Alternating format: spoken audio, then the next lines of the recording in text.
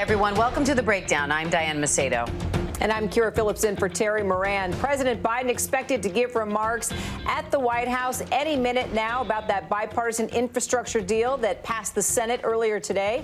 We will bring that to you live as soon as it happens. New York Governor Andrew Cuomo says he will step aside amid an impeachment probe into sexual harassment allegations, submitting his resignation effective in 14 days.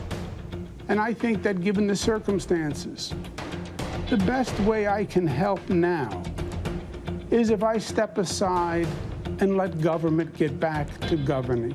The governor is still not backing down, saying the allegations he sexually harassed 11 women have no credible factual basis. We'll break down what's next for Governor Cuomo and the country. Meanwhile, the Senate passed the bipartisan infrastructure bill, sending it on to the House. But while President Biden is calling for the bill to hit his desk as soon as possible, House Speaker Nancy Pelosi has said she has no intention of bringing it to a vote until Senate Democrats also pass a $3.5 trillion budget focused on battling poverty and climate change. We'll hear from a member of the White House Economic Council about what the bipartisan bill could do and where it goes from here. And Louisiana now has the country's highest rate of new COVID cases per capita. New Orleans' famous Jazz Fest, scheduled for October, now been canceled 2 years in a row. The state's Republican Congressman Steve Scalise just got his second dose of the vaccine. He's urging others in his state to get their shots, too. We'll talk to him about the push to vaccinate America and whether a mandate is necessary. That's straight ahead. But we begin with the embattled New York Governor Andrew Cuomo announcing his resignation following sexual harassment allegations. Here's the governor earlier today. And I think that given the circumstances, the best way I can help now is if I step aside and let government get back to governing. And therefore, that's what I'll do, because I work for you. And doing the right thing is doing the right thing for you. Because as we say, it's not about me, it's about we. Kathy Hochul, my lieutenant governor, is smart and competent. This transition must be seamless. We have a lot going on. I'm very worried about the Delta variant, and so should you be. But she can come up to speed quickly, and my resignation will be effective in 14 days. All right, let's bring in ABC's senior investigative reporter Aaron Katersky and Shauna Lloyd, ABC News contributor and managing partner at the Cochran firm, for a little bit more on this. Aaron, I want to start with you because the governor seemed to be trying to ride a fine line here. On the one hand, he resigned, huge announcement. On the other hand, he's still denying these allegations. And we heard that from both he and his attorney, who not only went after the investigation itself, the investigators who conducted it, but also, in a certain sense, the women who brought forward some of these accusations. What do you think? It was a very deliberate statement, and I think it really gave us a window into Governor Cuomo's thinking.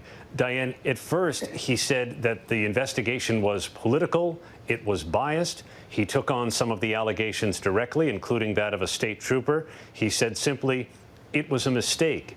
And what did he say about that trooper that was so revealing about who his audience might be? He said that if he touched her as alleged across her back or on her stomach, that he did it mindlessly, that he wasn't thinking about it. And that seemed telegraphed, to me anyway, to be aimed at some of the police agencies and district attorneys who are now investigating Cuomo's conduct, as if to say there was nothing intentional here. And so he clearly has an eye on things beyond his own political ambition at this point.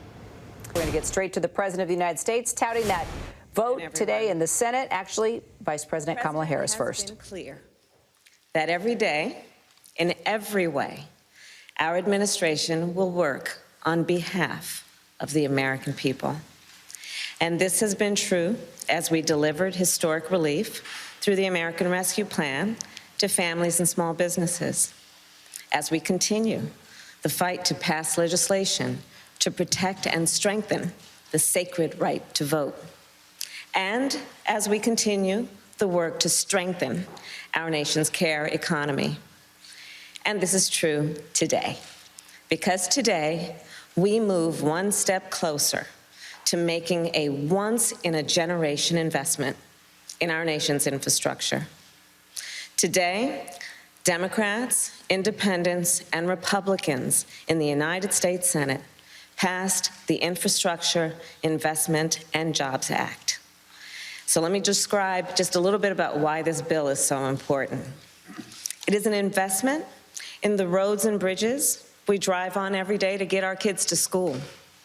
It is an investment in the public transit we rely on to get to work. It will mean people in our nation won't have to drink water from lead pipes or go to a fast food parking lot to get high-speed internet. This bill will also establish a national network of electric vehicle chargers that the President has been fighting for a long time, and build toward a national fleet of electric school buses. And the way I see it, an investment in infrastructure, it provides people with what they need to get where they need to go. This bill that passed the Senate today gives people what they need to get where they need to go. And it will do that while also creating millions of good union jobs for our nation's workers. It will do that while also helping our nation's businesses compete worldwide. And so just so we are clear, we are not going to raise middle-class taxes to pay for it, because that's what the President promised, and that is what we must deliver. This afternoon, I was proud to preside over the Senate vote, and I want to thank the senators who worked together to pass this bill. I also thank the members of the House who will now work to get this bill to the President's desk. And first and foremost, we would not be here today were it not for the leadership of our President, Joe Biden. Mr. President, from the very start, you welcomed ideas. You welcomed debate. You welcomed Democrats and independents and Republicans to meet with us in the Oval Office. In those meetings, I watched as you listened. In those meetings, you deliberated. You were determined to bring all sides together and to deliver real results for the people of our nation. And I know that even after this vote, our work will not stop. Even when you sign the bill into law, our work will not stop. We will never stop working on behalf of the American people. So thank you, Mr. President. Thank you, thank you. And now it is my great honor to introduce the President of the United States, Joe Biden. Thank you very much.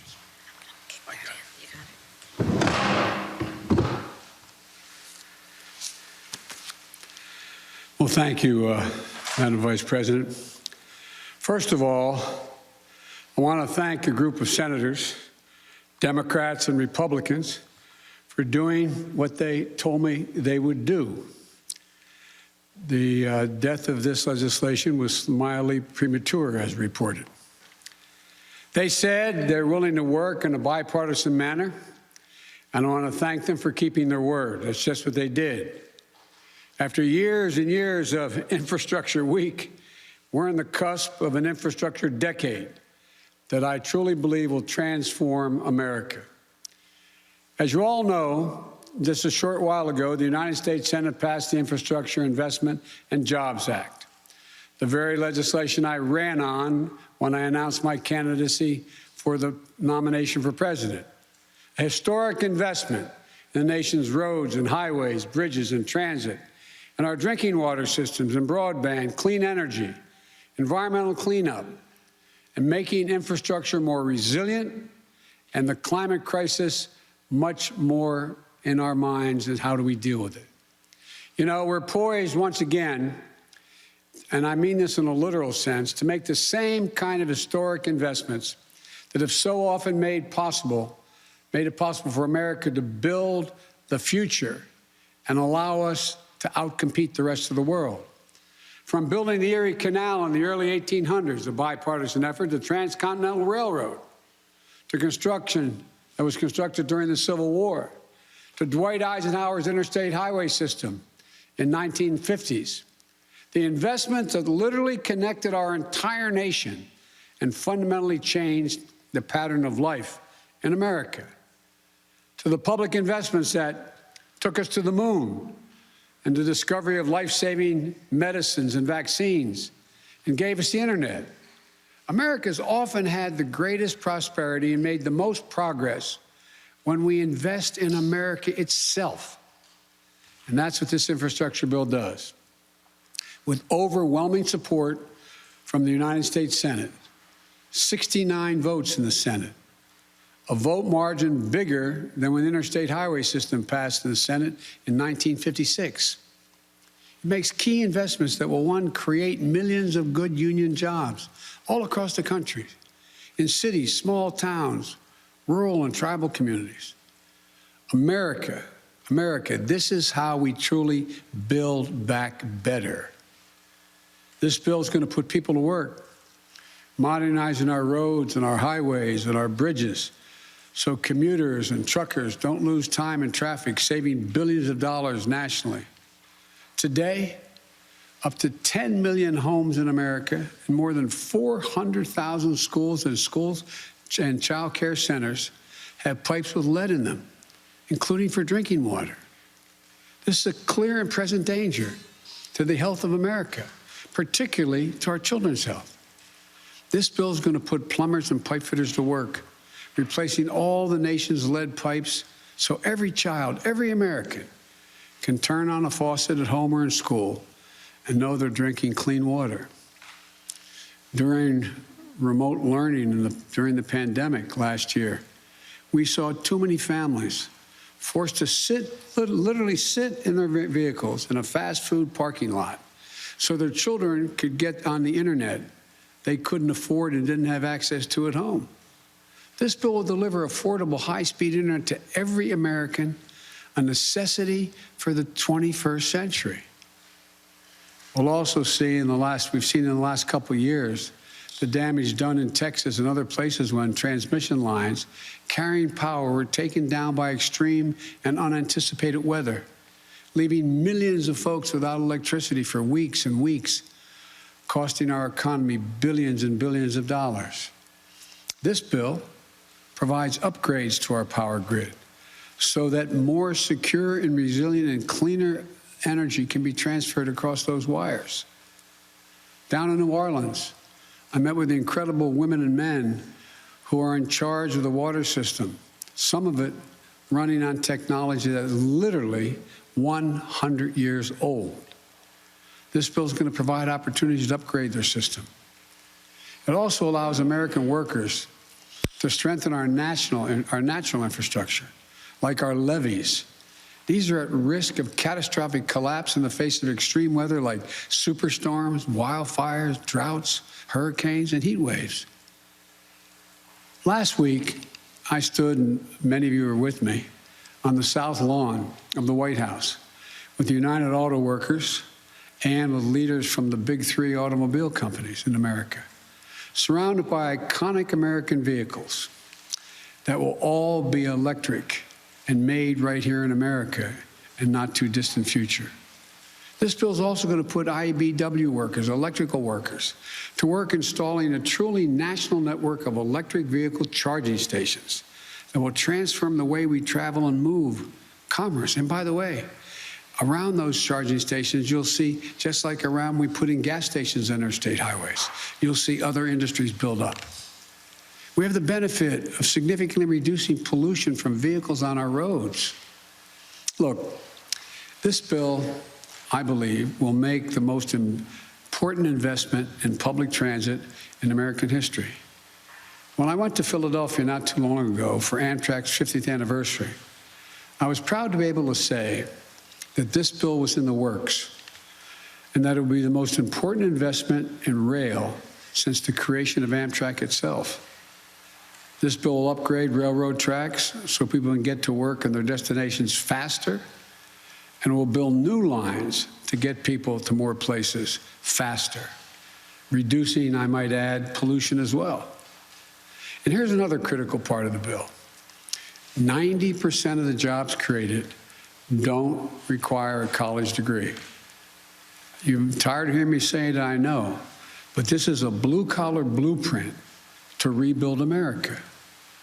We're going to do all of this by keeping my commitment. We will not raise taxes by 1 cent on people making less than $400,000 a year. Everyone from union to business leaders to economists, left, right, and center, believe the public investment contained in this bill will generate more jobs, higher productivity, higher growth for our economy over the long term. Forecasters on Wall Street project that over the next 10 years, our economy will expand by trillions of dollars, and it will create an additional 2 million jobs a year beyond what was already projected. Good paying jobs all around the country. Experts believe the majority of the bill's benefits will flow to working families. Faster commutes, cleaner water, less expense, available and affordable internet. These are the things that working families need. As last week's job report shows, our economy is recovering at a record rate. 934,000 new jobs created in July. It's going to go up and down, but 4 million jobs created since I took office. This bill is going to help make a historic recovery a long-term boom. Folks, above all, this historic investment infrastructure is what I believe you, the American people, want, what you've been asking for a long, long time. This bill shows that we can work together. I know a lot of people, some sitting in the audience here, didn't think this could happen. This bill is declared dead more often than anyway. That bipartisanship was a thing of the past. From the time I announced my candidacy, about bringing the country together and doing things in a bipartisan way, it was characterized as a relic of an earlier age. As you may well remember, I never believed that, and I still don't. So I want to thank those senators who worked so hard to bring this agreement together. I know it wasn't easy. For the Republicans who supported this bill, you showed a lot of courage. And I want to personally thank you for that. And I've called most of you on the phone to do just that. You have, and no doubt you will, disagree with me on many issues. But where we can agree, we should. And here on this bill, we prove that we can still come together to do big things, important things for the American people. For the Democrats who supported this bill, we can be proud of this unprecedented investments that are going to transform the nation and change millions of lives for the better. Think about what's going to happen in a practical sense. Clogged arteries at the heart of our economy, they're going to be opened up. That will reduce transportation costs, reduce commuting costs, and as a result, reduce cost overall for families and businesses. And there's safety provisions being, as I said not long ago, everyone can tell you what the most dangerous intersections in their communities are. There's money in there to deal with those specific needs. Thousands of bridges will be safer and more accessible. And by the way, as you've heard me say before, some bridges are so weak that they couldn't have a fire truck go across it, requiring the fire department to go 10, 12 miles out of the way to get just literally a mile away to put out a fire. Millions of lead pipes carrying drinking water to our homes and schools and daycare centers. They're finally going to be replaced. Never again can we allow what happened in Flint, Michigan, and Jackson, Mississippi. Can never let it happen again. High-speed internet, going to be available and affordable everywhere to everyone. So farmers nationwide can get the best prices for their products at home and abroad by knowing when to sell. And children in Chicago or Philadelphia never have to again sit in the McDonald's parking lot to do their homework. This is transformational. I know compromise is hard for both sides, but it's important, it's necessary for democracy to be able to function. So I want to thank everyone on both sides of the aisle for supporting this bill. Today, we proved that democracy can still work. A lot more work to do. But I want to thank Senate Republican leader Mitch McConnell for supporting this bill. And I want to give special thanks to Senate Majority Leader Chuck Schumer. Your leadership, Chuck, in the Senate was masterful. But look, let's be clear. Work is far from done. The bill now has to go to the House of Representatives, where I look forward to winning its approval. We have to get to work on the next critical piece of my agenda, my Build Back Better plan, making housing more affordable. It's so unaffordable to so many Americans, providing clean energy tax cuts, including homeowners to make energy efficient improvements in their homes, bringing down the cost of prescription drugs, making elder care more affordable, and continue to give middle-class families and children a tax break, a tax cut, the one they're receiving now, well-deserved child care and health care that gives them just a little bit of breathing room. This is a plan that invests in the American people, in their future and their success. And it will be paid for by having the largest corporations, including 55 of them, who didn't pay a single penny in federal income tax, and the super wealthy to begin to pay their fair share. I want you to be able to be millionaires and corporations do incredibly well. But this isn't going to change anything for you. You'll still have your 3 homes. You'll still have whatever you need. And corporations will continue to do well. I have more to say about this later as the Senate continues to work. But today, I'm happy to mark this significant milestone on the road toward making what we all know are long overdue, much needed investments in basic, hard infrastructure of this nation. I truly believe that this bill proves the voice of the people will be heard, and we can all come together to make a difference in people's lives. As you heard me say it before, and I apologize for repeating it, but there are no Republican bridges or Democratic roads. This is a moment that lives beyond the headlines, beyond partisan sound bites, beyond the culture of instant outrage, disinformation, and conflict as entertainment. This is about us doing the real hard work of governing. This is about democracy delivering for the people. This is about winning the future. It's about doing our job. This is about building an economy from the bottom up and the middle out, giving everyone a decent chance at a decent life. And by the way, when the bottom and middle do well, the wealthy do very, very well. Nobody gets hurt. This is what I call governing and government doing its job, ensuring everybody's better off. As I've said many times, and I'll say it again today, we are the United States of America. And there's nothing we can't do if we do it together. So thank you. God bless you all.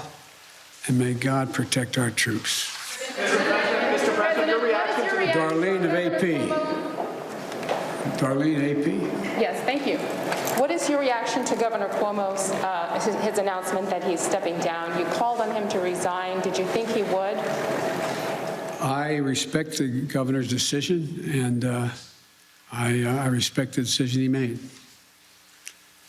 Mr. President, how concerned are you right now about children in schools, given that 94% of children, many of them unable to get vaccinated because they're too young, have now tested positive? What are your concerns, and how concerned are you that schools will not be able to stay open as you've asked for? My concerns are deep, and I'm very concerned.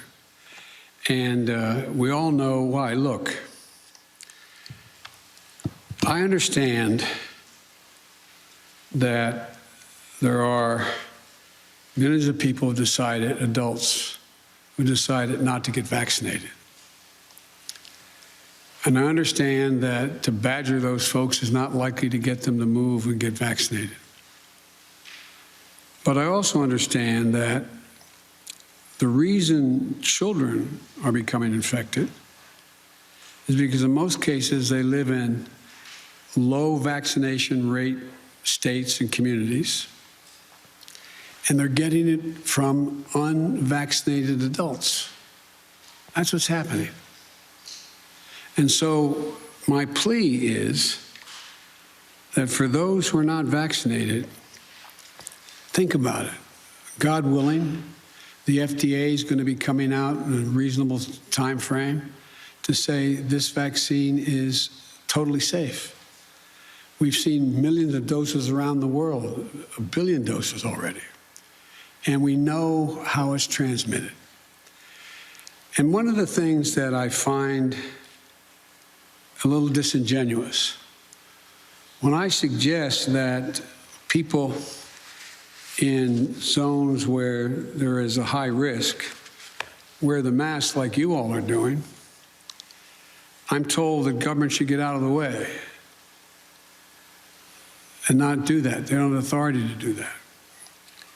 And I find it interesting that some of the very people who are saying that, who hold government positions, are people who are threatening that if a school teacher asks a student if they've been vaccinated, or if a principal says that everyone in my school should wear a mask, or the school board votes for it, that governor will nullify that. That governor has the authority to say you can't do that. I find that totally counterintuitive and, quite frankly, disingenuous. Presidential powers to intervene in states like Texas and Florida where they are banning mask mandates? I don't believe that I do thus far. We're checking that. But there are on federal workforce I can. And I think that people should understand, seeing little kids, 4, 5, 6 years old, in hospitals on ventilators, and some of them passing, not many, but some of them passing.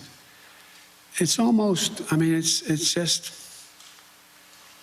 well, I should not characterize it beyond that. On Andrew Cuomo, his resignation, what impact, as the head of the party, what impact does his resignation have on the Democratic Party? I think the impact is all on Andrew Cuomo and his decision to make that judgment, and I respect his decision. In just the last few days, multiple cities in Afghanistan have fallen to the Taliban. There's irrefutable evidence that a vast majority of those Afghan forces cannot hold ground there. Has your current plan to withdraw U.S. troops changed at all? No. Look, we spent over $1 trillion over 20 years. We trained and equipped with modern equipment over 300,000 Afghan forces. And Afghan leaders have to come together. We lost death and injury, thousands of American personnel. They've got to fight for themselves, fight for their nation. The United States, I'll insist we continue to keep the commitments we made of providing close air support, making sure that their Air Force functions and is operable, resupplying their forces with food and equipment, and paying all their salaries. But they've got to want to fight. They have outnumbered the Taliban, and I'm getting daily briefings. I think there is still a possibility. You have a significant new Secretary of Defense, our equivalent of Secretary of Defense in Afghanistan, Bushmullah Khan, who's a serious fighter. I think they're beginning to realize they've got to come together politically at the top, and but we're going to continue to keep our commitment. But I do not regret my decision. Yes, ma'am. Mr. President, on the issue of the infrastructure bill and the work that you have ahead of you now, are you concerned that are you confident that you have the support of all the Democrats on board to get this $3.5 trillion package through? I keep asking you. I know you're dear. My mother would say, God love you, dear. Look, I have, as I said, and I'm not referring to you in particular, just overall. I was going over some of the quotes from the moment that I got elected, how my plan was dead. It's the exact same plan I ran on. We'll see. I continue to be an optimist. As I told you, I was once referred to by a doc as a congenital optimist. I think that we can get a significant portion of the, if not all, of the reconciliation bill, the budget, they're having the vote-a-thon now. I think over the next month, which is the way it's going to work, they vote on all these amendments, and then they get to the business of seeing how they can make it work and then come back. I know you understand this well, but the public wonders what we're talking about sometimes, and decide exactly what's in that reconciliation bill and how much is going to be spent. I think we will get enough Democrats to vote for it, and I think that the House will eventually put two bills on my desk, one on infrastructure and one on reconciliation. Thank you. Can I ask you about Thank you so much, Mr. President. I'm just sort of turning to the Delta. I'm sorry, go ahead. I'm just turning to the Delta variant for a moment.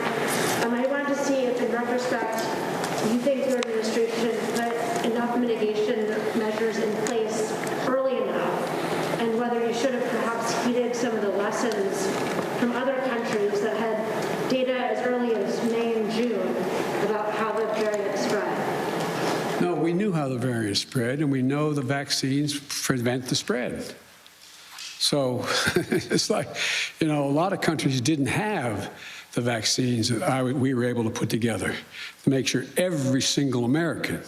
We have over 300 million 600 million doses of vaccine for Americans.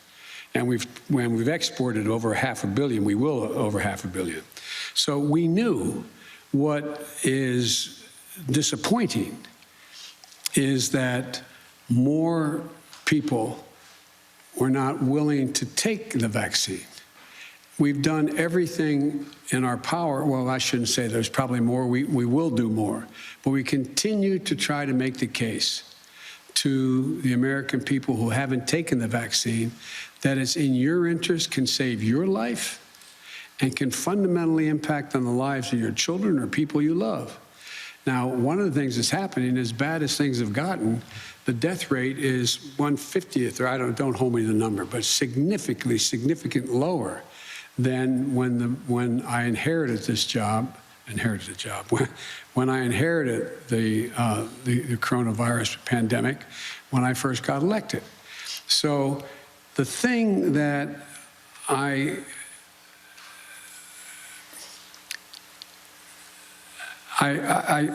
continue to hope that people will overcome their fears, because their fears are based on, some are just as a political statement, but very few. I think most people are worried. That's why I'm hoping that the FDA will say that we permanently approve of these vaccines, because we have enough for everyone. And I'm hoping that as people realize, and it is picking up, vaccines are picking up, but not at the rate they were before. Remember, I was setting up, stadiums, sports stadiums, and we were doing thousands of vaccines a day. And I wish I could have thought of something beyond what we've thought of that make everybody want to get the vaccine, but that hadn't been the case. Now, at a federal level, what I'm going to be doing is making sure that they understand that I do have authority to say, if you're going to come into this building, into a federal building, that you have to have been vaccinated or show that, or be wearing a mask.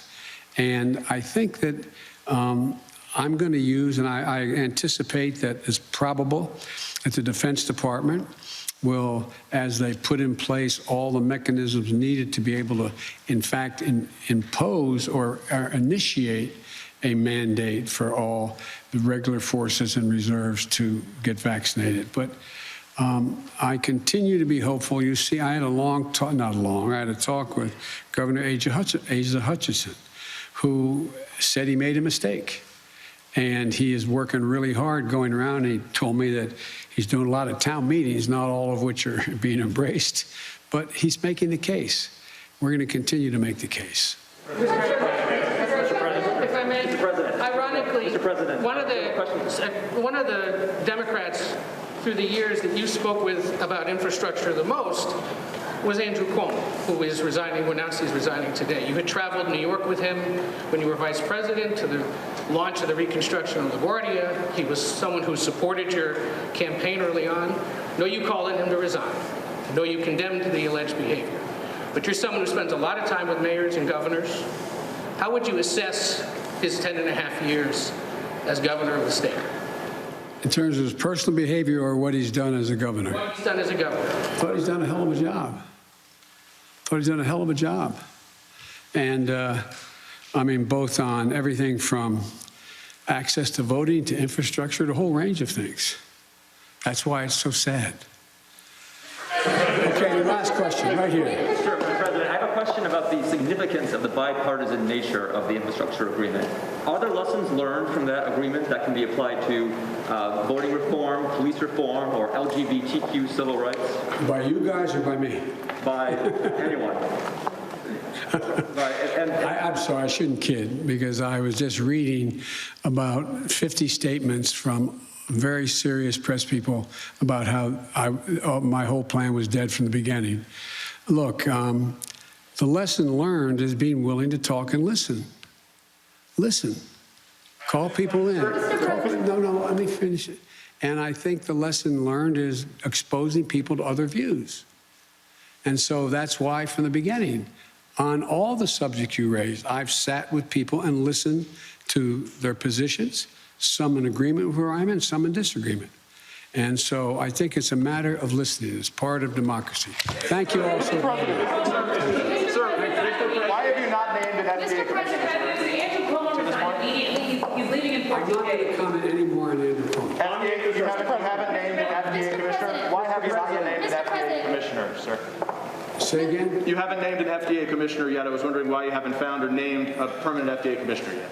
We're working on that very hard to make sure we can get it passed. Yes. Question for you on infrastructure, but can I quickly follow up on your comment on Governor Cuomo? Can you really say that he has done a, quote, hell of a job if he's accused of sexually harassing women? Look, you asked two different questions. I asked the substantive, should he remain as governor, is one question. And women should be believed when they make accusations that are able to, on the face of them, make sense and investigate it. They're investigated, and the judgment was made that what they said was correct. That's one thing. The question is, did he do a good job on infrastructure? That was the question. He did. The question was, how did he do as a governor? No, the question was, correct me if I'm wrong. Well, how was he as a governor general? Well, the governor generally, obviously... Outside of his personal behavior. Outside of his personal behavior. Okay. But can you separate the two? No, I'm not. I was asked a specific question. Okay. I'm trying to answer specifically. What do you want to ask me specifically? Well, I'd like to ask you about infrastructure as well. Given that you have said this is such an urgent bill that needs to be passed, why not have the House take it up immediately for a vote?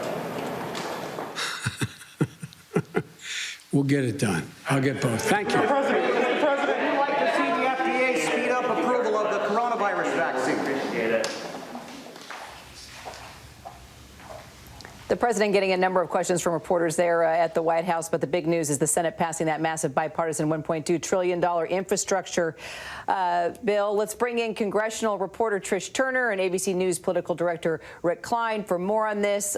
Rick, Biden calling for this bipartisan bill to hit his desk as soon as possible, but Pelosi has already said that she doesn't intend to bring it up for a vote until Senate Democrats also pass the $3.5 trillion budget. So that could take weeks, even months. How are they going to resolve that? Yeah, Kara, this was a victory lap from the president, but of course the race is not finished, not by a long shot. There's a lot of work that has to be done to keep the coalitions together to make sure that that much larger bill also passes in the House. That is the red line that progressives and Speaker Pelosi have drawn. They're not going to even take up this bill unless they get the other one. This is President Biden, though, saying the process works, the system works. A lot of confidence from him that things can work. And in fact, he's using some of the doomsday predictions about the demise of this bill now to his benefit. benefit. Basically, a big told you so. And yeah, he's been right more than he's been wrong, but there's a long way for Democrats to go, even leaving aside the political peril they could put themselves in. They know at this moment that getting this done in the Senate is a big deal, but the obstacles are still going to be over in the House. And Trish, the president just told the country all the good things that this bill will do, but the Congressional Budget Office says it will also add $256 billion to the deficit. Where's this money coming from?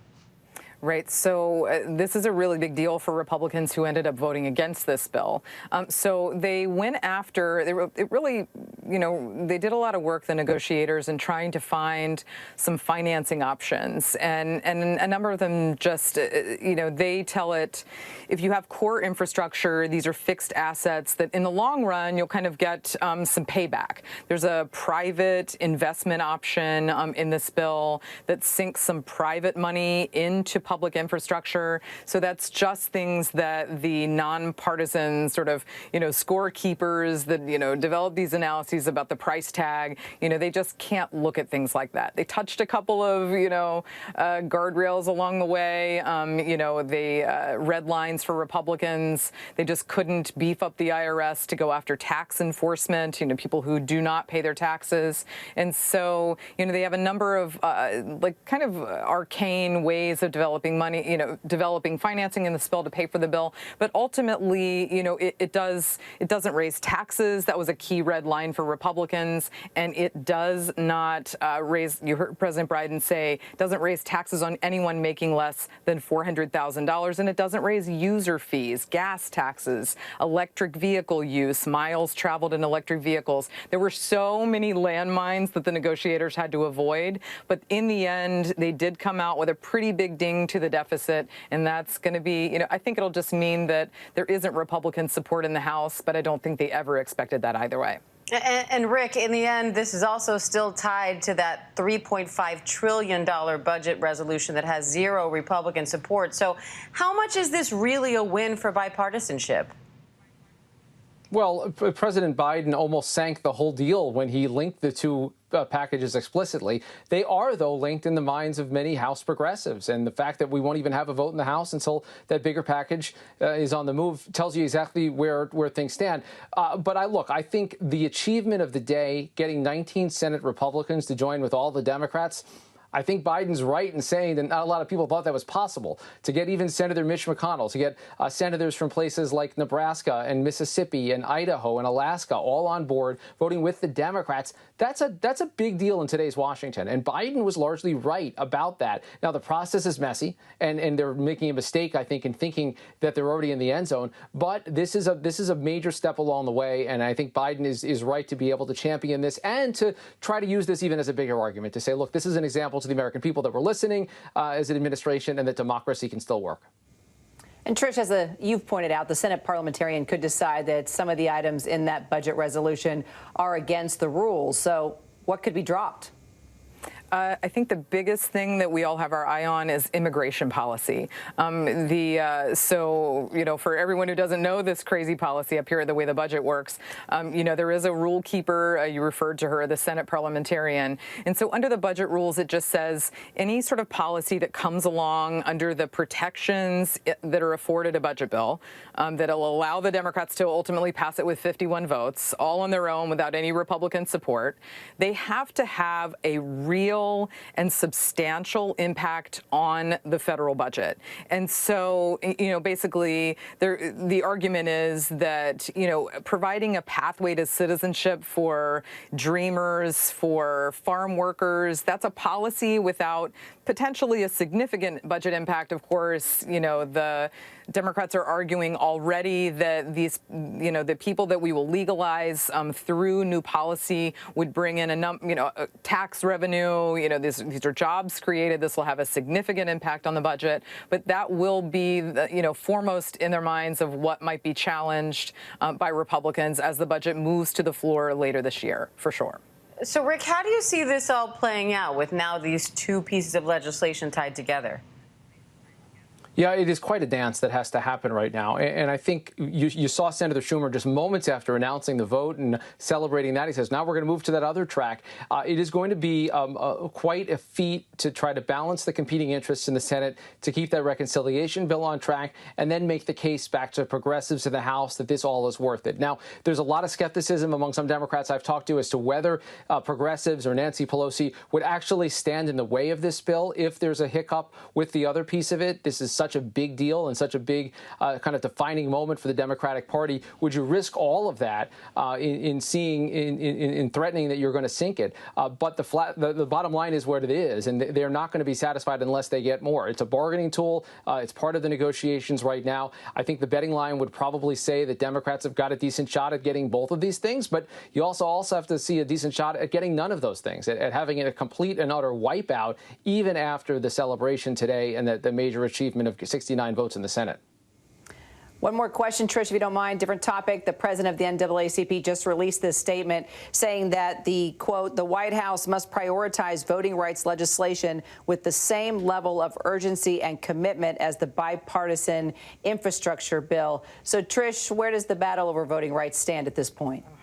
Boy, I tell you, this is a really difficult one in the Senate. So essentially, when you look at the calendar, there's almost no time left before they leave for the August recess, just days, from leaving. And a lot of their time and energy has been spent on this two-track, infrastructure-related legislation, and there's just no time. Of course, the bigger reality here in the Senate is the votes haven't changed. You need 60 votes to pass anything difficult like voting rights legislation.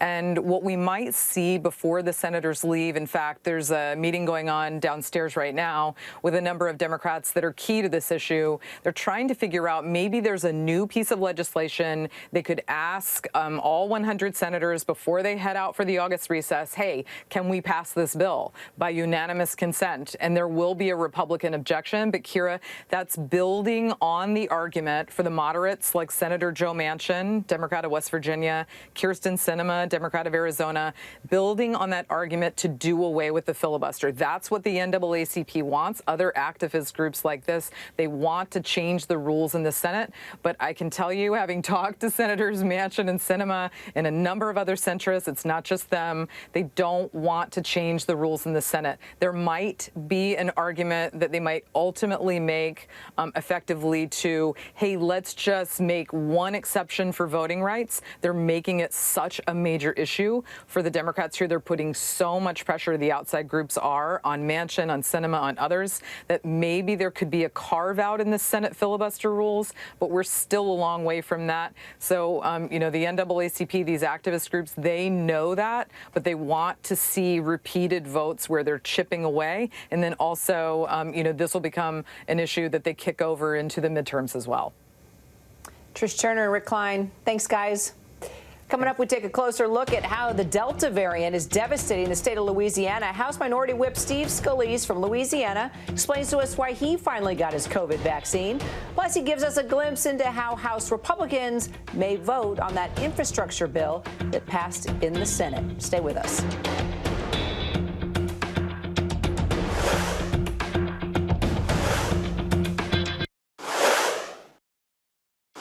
Now to the latest on the pandemic as the Delta variant causes surges around the country now. One state that's been hit particularly hard is Louisiana, which has the country's highest rate of new COVID cases per capita. One Louisiana Republican, House Minority Whip Steve Scalise, is now urging others in his state to get vaccinated. He joins us live. Congressman, good to see you. Kira, good to be with you. Well, as we mentioned, now COVID hospitalizations in your state has risen to the highest levels in just 5 months. The vaccine was first made available to you 7 months ago on the Hill. Do you think it was a mistake to wait so long to get your shots? Well, I had antibodies back months ago. I had taken that test and had antibodies for COVID. But ultimately, with the Delta variant, I saw the spike in hospitals, and primarily it was over 98% of people in the hospitals with COVID were unvaccinated. And that's when I decided to get the full vaccination. So I got the Pfizer vaccine. I'm glad I did it. It's very safe and effective. Well, and now 37%. Only 37% of your state is fully vaccinated. And we're seeing people getting vaccinated now and knowing that it saves lives. So what's your messages to your constituents now? I would strongly encourage people to get the vaccine. It's safe, it's effective, it's available for anybody who wants it. But look, this is a medical decision. And I do think if there are people that have hesitation, which clearly there are, they should be talking to their doctor about it. We shouldn't be shaming people and trying to look down on people. We should be getting them the facts, but also encouraging them if they do have hesitation, now's the time to go talk to your doctor about this, because I believe it's the right thing to do. But at the same time, this has got to be a personal decision. And if you have hesitation, go talk to your doctor about it. The school year is starting, and a lot of children, most children ineligible for the vaccine. What are you telling families and teachers and kids now that we know so much about being vaccinated, about the number of hospitalizations on the rise, the COVID cases on the rise, and as you point out, we need to get our kids back in school. So what are you encouraging families and teachers and kids to do? Everybody should still take precautions, and washing hands, socially distancing still works. Look at last year. There was no vaccine a year ago, and yet about half of kids in America were in the classroom, and the science shows that they were much better protected from COVID than kids who weren't in the classroom, because they weren't having that same kind of controlled environment, and yet they were learning more too when they were in the classroom. That evidence is very clear. Not only the depression that we saw kids that weren't in the classroom having, but the learning went down too. And so let's encourage the schools to reopen. And again, without a vaccine, schools reopened was the right answer last year. It's the right answer this year too. And now Republican governors in Florida and Texas, congressmen, have banned one of the most basic public health measures, mandating masks from schools. Some school administrators are revolting. They're being threatened with defunding or losing salaries. Should school districts be allowed to decide for themselves what tools they can use to keep students safe? Ultimately, those are conversations that need to be had at the school board level. And I'm encouraged that you're seeing so many parents showing up at school board meetings now. When you had a lot of these schools following the union advice and just shutting down, even though the science said the schools should be open, I think you saw a growing number of parents get involved in their school board meetings. And in fact, many of them started running for school board. And that's government at its most basic local level. So I would encourage people to stay involved at the local level, having those conversations where they should be had, not at the federal level. Mandates shouldn't be coming out of Washington. Let people in the local communities make the decisions that are best for themselves and open up the schools. All right, let's talk about the vaccine mandate in the military that's going to be required of service members by next month, possibly sooner. Do you support that move? Again, I leave it to the generals to determine what's best to run the military. I don't want to see the federal government making those kind of mandates, and I don't want to see the federal government trying to shame people. Let's get the facts out. Let's encourage people to make their decisions on their own and work with their doctors if they have questions.